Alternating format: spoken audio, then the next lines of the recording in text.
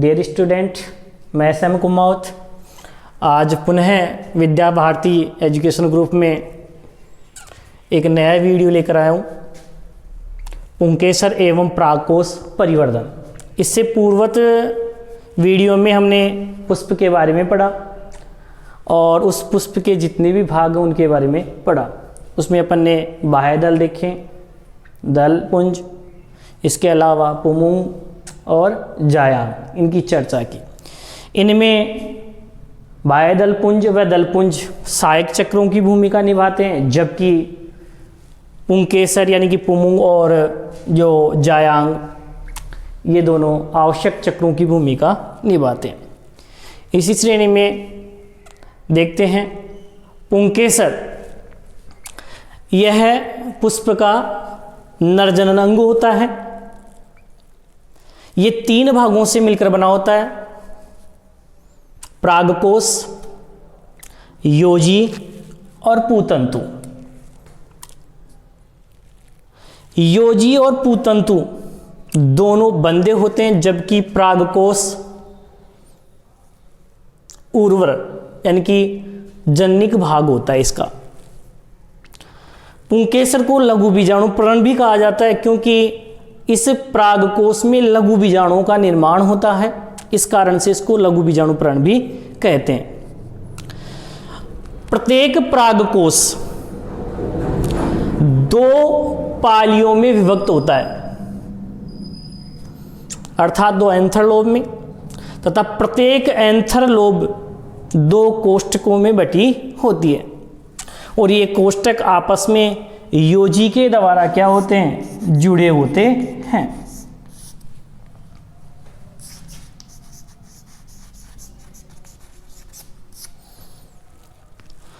परंतु मालवेसी कुल के जो पादप होते हैं, जैसे कपास है, गुड़हल है, भिंडी है, उनका प्रागकोश एक पालित होता है।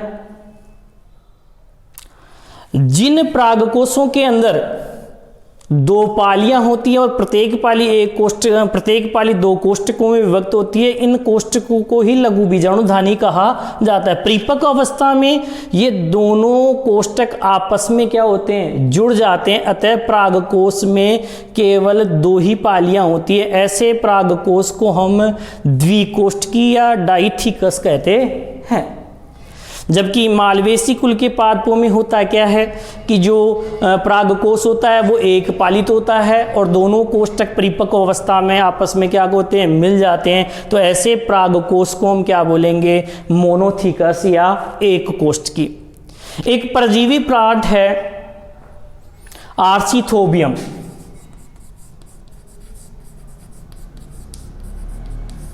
आर्चिथोबियम ये परजीवी पादप है। इस परजीवी पादप के अंदर एक ही प्रागकोश में केवल एक ही लघु बीजाणुधानी पाई जाती है। जैसे मालवेसी में तो 2 लघु बीजाणुधानियां होती है, अन्य आवर्तबीजीवी पादपों में जैसे 4 लघु बीजाणुधानियां होती है, लेकिन आर्चिथोबियम पादप के एक प्रागकोश में केवल क्या होती है, एक ही लघु बीजाणुधानी होती है। अब बात करते हैं हम प्रागकोश का परिवर्धन, कि प्रागकोश का परिवर्धन किस प्रकार से होता है। प्रारंभ में जो प्रागकोश होता है वो एक अंडाकार कोशिकाओं के उभार के रूप में क्या होता है, पाया जाता है, जो बाह्य त्वचा के द्वारा क्या होता है, घिरा होता है। एपिडर्मिस की लेयर पाई जाती है चारों तरफ, और अंदर की तरफ जो है समरूपी पेरेन्काइमी कोशिकाओं का क्या पाया जाता है, समूह पाया जाता है। देखो इसमें ये बाह्य त्वचा हो गई और ये अंदर की तरफ जो है ये कोशिकाएं कैसी हैं, समरूपी पेरेन्काइमी कोशिकाएं हैं सारी की सारी लगभग। तो ये प्रारंभ में कैसा होता है, अंडाकार होता है, ओवल शेप में होता है। धीरे धीरे ये जो कोशिकाएं होती हैं ये विभाजित होती हैं, डिवाइड होती हैं, और ये धीरे धीरे क्या होता है, अंडाकार से यूं कह सकते हैं 4 पालियों में विभक्त होने लगता है। 4 पालियों में क्या होने लगता है, विभक्त होने लगता है। आप देख रहे हैं इस डायग्राम में कि पहले ये ओवल शेप में था, फिर ये धीरे धीरे क्या होता है, इसकी शेप चेंज होती जा रही है। ठीक है। अब इसमें 2 प्रकार, आगे जाकर इसमें 2 प्रकार के परिवर्तन होते हैं। पहला परिवर्तन तो ये होता है कि इसका जो केंद्रीय भाग होता है उस केंद्रीय भाग में प्रोकेम्बियम का क्या होता है, निर्माण होता है। प्राक एधा का क्या होता है, निर्माण होता है। इस प्राक एधा से ही संवहन ऊतकों का निर्माण होता है और इसी से फिर योजी का क्या होता है, निर्माण होता है या योजी के रूप में बदल जाता है। दूसरा परिवर्तन ये होता है कि इस बाह्य त्वचा के नीचे की कुछ कोशिकाएं होती हैं। प्रत्येक पाली के अंदर कुछ कोशिकाएं या एकल भी हो सकती हैं, जिनको हम क्या बोलेंगे, अधस्त्वक कोशिकाएं या हाइपोडर्मल सेल। ये हाइपोडर्मल जो सेल्स होती हैं इनमें से कुछ आकार में क्या होती हैं, वृद्धि कर लेती है। सघन जीवद्रव्य वाली, स्पष्ट केंद्रक वाली, बड़े आकार की होती हैं। इन कोशिकाओं को हम कहते हैं प्रपशु कोशिका या आर्कीस्पोरियल सेल।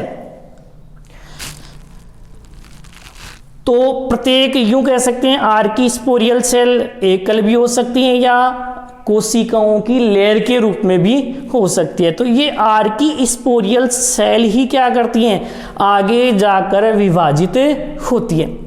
अब इस आर्कीस्पोरियल सेल के अंदर क्या होता है, विभाजन पाया होता है और दो कोशिकाओं का क्या होता है, निर्माण होता है, जिनमें से ध्यान देना यहाँ पर जो विभाजन होगा वो इस कोशिका में परिणत विभाजन होगा, यानी कि प्रागकोश परिधि के समानांतर क्या होगा, इनमें विभाजन होगा पहले।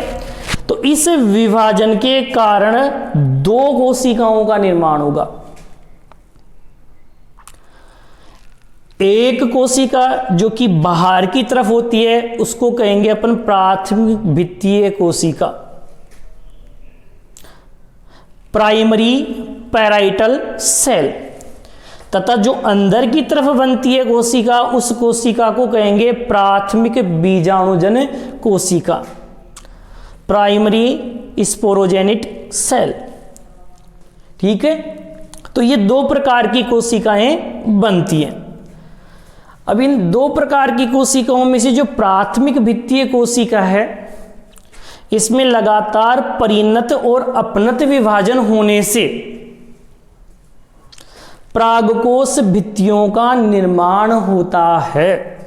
मैं आपको स्पष्ट कर दूं, यहां पर जो बाह्य त्वचा है उसका निर्माण पहले ही हो जाता है, लेकिन जो बाद वाली जितनी भी लेयर होती है, जैसे प्रागकोश की परतों की अगर बात करेंगे, भित्तियों की बात करेंगे, जो आगे वीडियो पर आगे जो बताएंगे उसके अंतर्गत आपको बताएंगे कि इसमें आगे इसके नीचे तीन लेयर और पाई जाती है, एंडोथीसियम, मध्य परत और टेपिटम। तो जो एंडोथीसियम, मध्य परत और जो टेपिटम होती है उसका फॉर्मेशन जो होता है, निर्माण होता है, वो इस प्राथमिक भित्तीय कोशिका से ही होता है और बाह्य त्वचा का निर्माण ऑलरेडी पहले ही हो जाता है। ठीक है, प्राथमिक बीजाणु कोशिका या तो सीधा ही किसमें कन्वर्ट हो जाती है, लघु बीजाणु मात्र कोशिका, या यूं अपन कह सकते हैं कि इसमें लगातार विभाजनों से बीजाणुजन उत्तक का क्या होता है, निर्माण होता है। और इस बीजाणुजन उत्तक की कोशिकाओं में फिर विभेदन होने से लघु बीजाणु मात्र कोशिकाओं का क्या होता है, निर्माण होता है, जो लघु बीजाणु या प्रागकणों का क्या करती है, निर्माण करती है। तो आपको बताया मैंने कि प्रागकोश के परिवर्धन में आर्कीस्पोरियल सेल्स जो होती है वो भाग लेती है प्रारंभ में, और इस लघु बीजाणुधानी का निर्माण भी जो होता है वो एक से अधिक लघु बीजाणुधानी प्रारंभिकाओं से होता है। इस कारण से इस प्रकार के परिवर्धन में आवर्त बीजी पादपों में इस प्रकार के परिवर्धन को यू स्पोरेंजिएट प्रकार का परिवर्धन या सुबीजाणुधानीय परिवर्धन कहते हैं। ठीक है, ध्यान रखना, जब प्रागकोश की अनुप्रस्थ काट को देखते हैं तो इसमें अपने को दो स्पष्ट भाग दिखाई देते हैं, एक है प्राग भित्ति और सेकंड है बीजाणुजन उत्तक एंथर वॉल, और दूसरा है स्पोरोजेनेटिक टिश्यू। देखो प्राग भित्ति जो है एंथर वॉल के अंदर 4 लेयर पाई जाती है। कितनी लेयर पाई जाती हैं? 4। इसमें जो सबसे बाहर जो होती है वो कहलाती है बाह्य त्वचा, एपिडर्मिस। बाह्य त्वचा या एपिडर्मिस सबसे बाहर पाई जाती है। ये संपूर्ण प्रागकोश को क्या करती है? घेरती है। और ये सिंगल होती है, मतलब इकरी कोशिकाओं की बनी हुई एक परत होती है जो प्रागकोश की सुरक्षा का कार्य करती है। अधिकांश अगर पादपों की बात करें तो ये परत कैसी होती है? सतत होती है, चपटी कोशिकाओं की बनी होती है। परंतु कुछ पादप जो होते हैं उनमें ये परत छिद्रित भी होती है क्योंकि रंध्र भी पाए जाते हैं। इसके अलावा शुष्कीय अवस्था में पाए जाने वाले जो पादप होते हैं उनमें ये परत बनती तो है लेकिन बाद में क्या हो जाती है? अपहासित हो जाती है। ठीक है, तो यहाँ पर अपन कह सकते हैं कि ये सबसे बाहर वाली परत होती है जो एकल कोशिकाओं की बनी हुई होती है। और ये इसका जो निर्माण होता है ये प्रारंभ में ही होता है। इसकी उत्पत्ति या इसका निर्माण जो होता है वो अपन कह सकते हैं प्राथमिक भित्तीय कोशिका से नहीं होता। ठीक है, इसका निर्माण क्या होता है? पहले ही हो जाता है। सेकंड जो होती है इसके ठीक नीचे जो पाई जाती है वो है अंतस्थीसियम।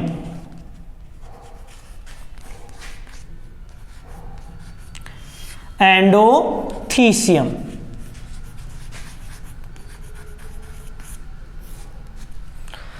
यह परत बाह्य त्वचा के ठीक नीचे पाई जाती है। यह भी इकरी होती है और इस परत के अंतर्गत अल्फा सेलुलोज की रेशेदार पट्टियां पाई जाती हैं जो यू आकार में क्या होती हैं? यू आकार में जमा होती है। इन अल्फा सेलुलोज की रेशेदार पट्टियों के कारण ही ये आर्द्रता ग्राही प्रकृति की होती है। आर्द्रता ग्राही प्रकृति की होने के कारण जब परिपक्व अवस्था में प्रागकोश में शुष्कन की परिस्थितियां आती है तो उस कंडीशन में इनमें खिंचाव उत्पन्न हो जाता है और इन्हीं के कारण क्या होता है? प्रागकोशों का प्रस्फुटन भी होता है। इसी परत के अंतर्गत एंडोथीसियम परत होती है, उसके अंतर्गत यहां वाले क्षेत्र में, इधर और इधर यहां वाले क्षेत्र में क्या होती है? कुछ पतली भित्ति वाली कोशिकाएं भी पाई जाती हैं। इन पतली भित्ति वाली कोशिकाओं को अपन क्या बोलते हैं? ओस्ट या स्ट्रोमियम सेल्स बोलेंगे। ठीक है, या ओस्ट या स्ट्रोमियम कहेंगे इनको। जब शुष्कन की परिस्थितियां होती है, जब इनमें खिंचाव होता है तो ये प्रागकोश यहां से प्रस्फुटित या स्फुटित होता है। ठीक है, तो इसका मतलब ये है कि प्रागकोशों के स्फुटन में ये परत क्या करती है? भूमिका निभाती है। क्योंकि इसी परत के कारण क्या होता है? प्रागकोशों का प्रस्फुटन होता है। साथ ही ये परत क्या करती है? सुरक्षा का कार्य भी करती है। थर्ड जो लेयर पाई जाती है इसकी वो होती है मध्य परत।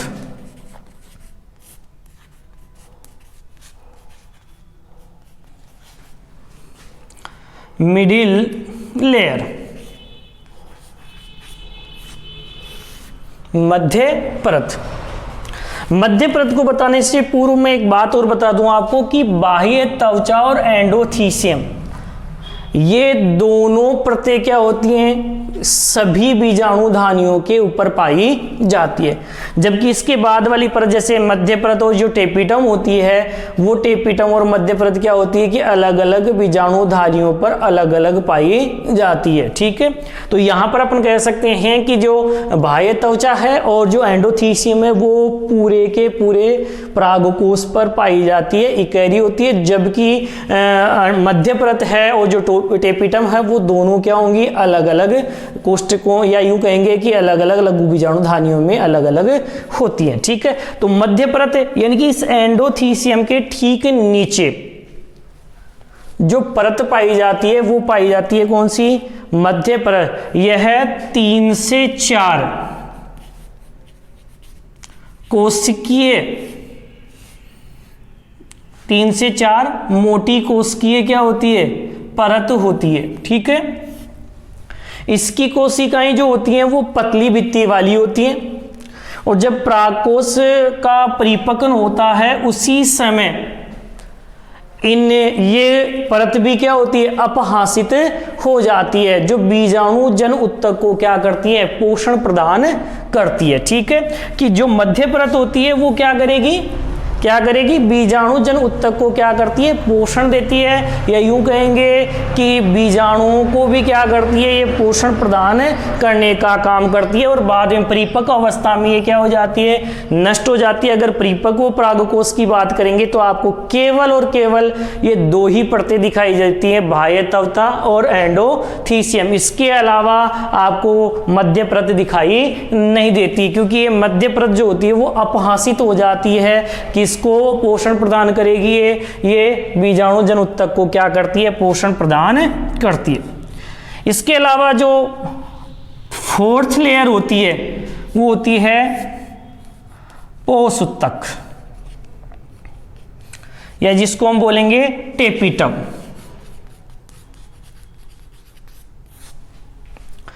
ये मध्य परत के ठीक नीचे पाई जाती है। ये भी क्या होती है, एकल कोशिकीय परत ही होती है। इसकी कोशिकाएं आकार में क्या होती हैं, कुछ बड़ी होती हैं, आयताकार होती हैं।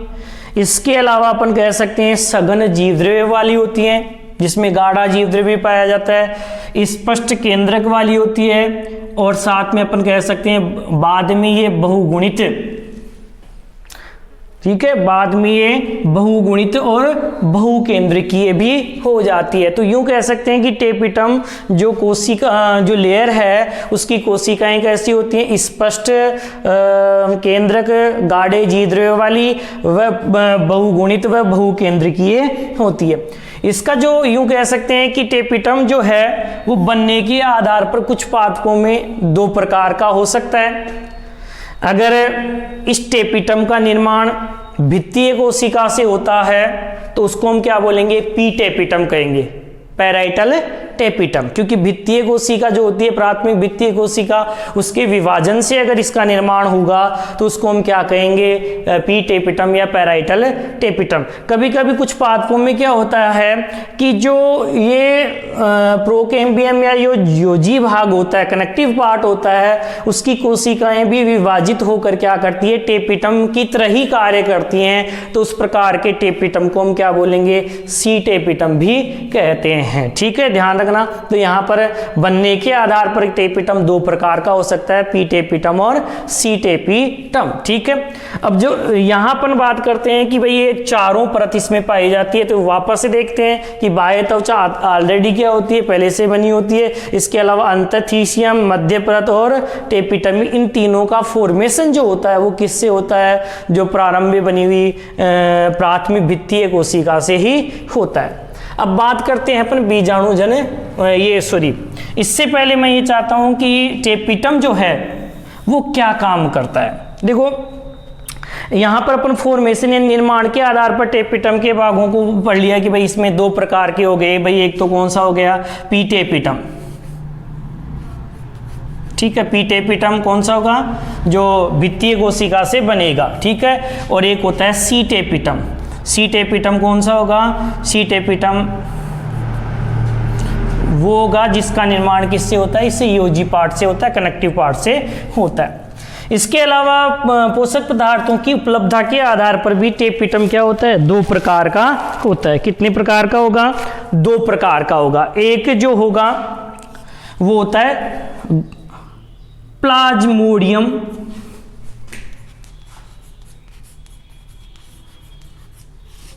टेपिटम। कौन सा होगा, प्लाज्मोडियम टेपिटम, या इसको अपन बोलेंगे अमीबीय टेपिटम।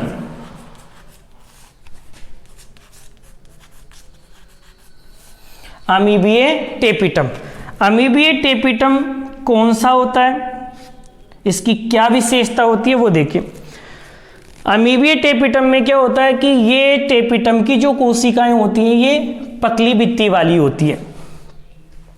ठीक है, बीजाणु जन उत्तक के संपर्क में जो ये भित्ति होती है ये बिल्कुल क्या होती है, पतली होती है। और विकास की अवस्था में इस भित्ति जो होती है वो अपहासित हो जाती है। क्या होती है?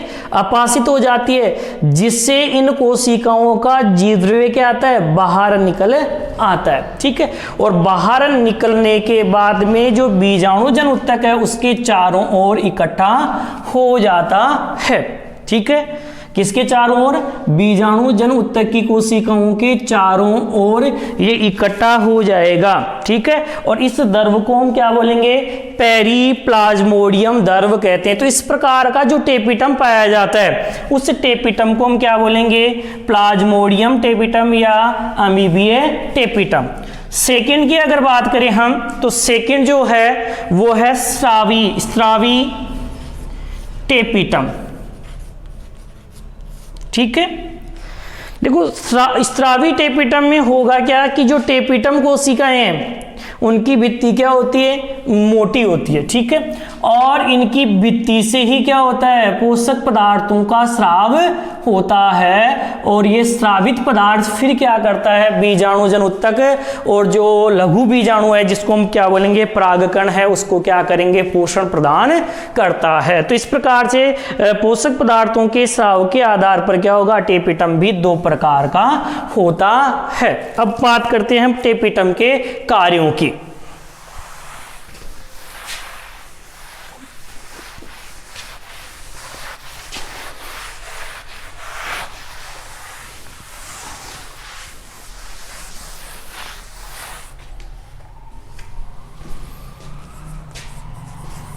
टेपिटम के कार्य।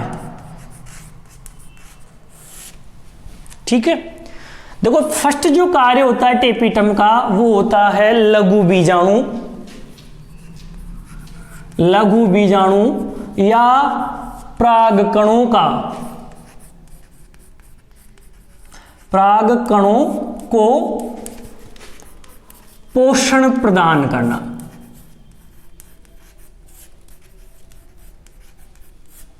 ठीक है, तो ये इंपोर्टेंट पार्ट क्या करता है? भाग महत्वपूर्ण जो भूमिका निभाता है। इसका महत्व अगर देखें, कार्य देखें, तो ये क्या करेगा?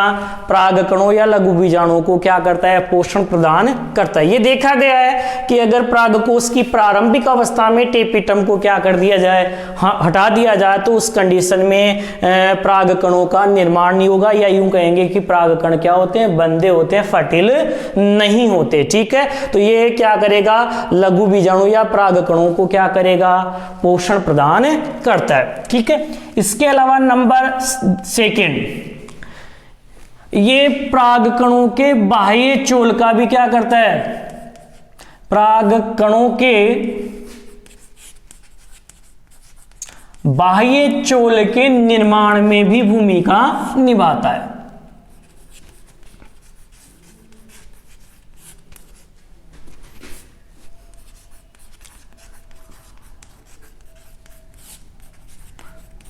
क्या करेगा?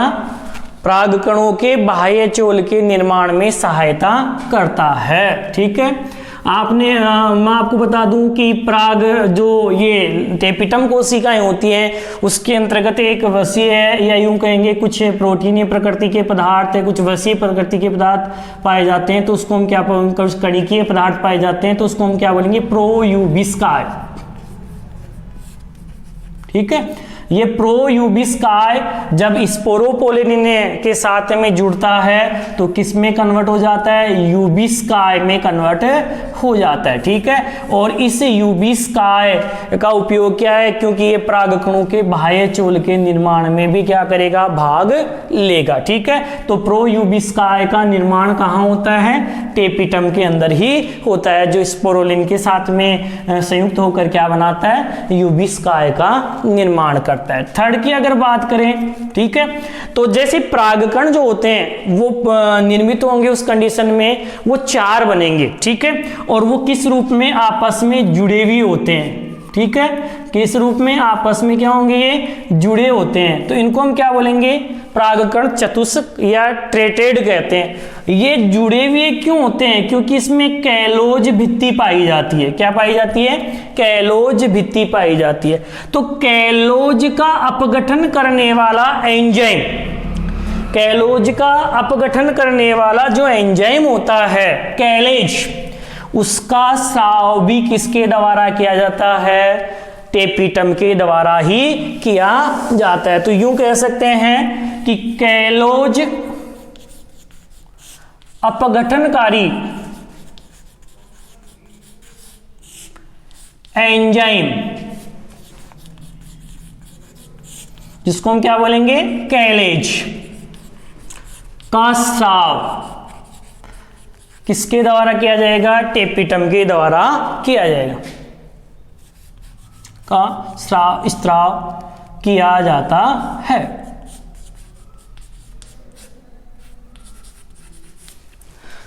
फोर्थ अगर बात करें हम टेपिटम की, तो टेपिटम जो है कुछ यूं कह सकते हैं ऑक्सीन प्रकृति के हार्मोन, ऑक्सीन हार्मोन जैसे IAA इंडोल 3 एसिटिक अम्ल, ठीक है, का स्राव भी करता है।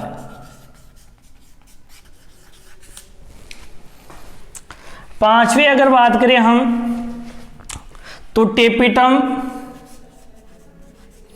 पोलन किट का स्राव करता है। पोलन किट क्या होता है? यूं कह सकते हैं प्रोटीन व वसीय प्रकृति के क्या होते हैं, कुछ पदार्थ पाए जाते हैं, वो सम्मिलित रूप से क्या कहलाएंगे?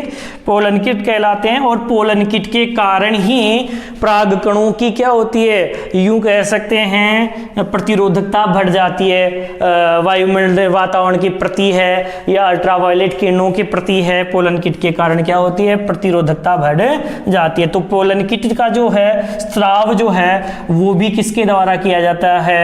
टेपिटम के द्वारा किया जाता है, ठीक है।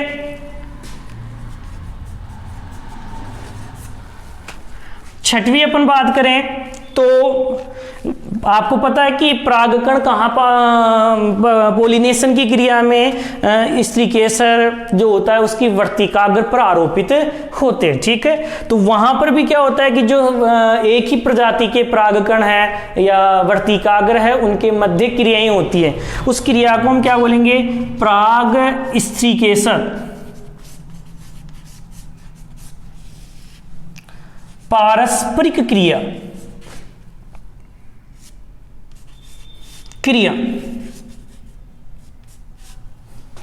के लिए आवश्यक प्रोटीनों का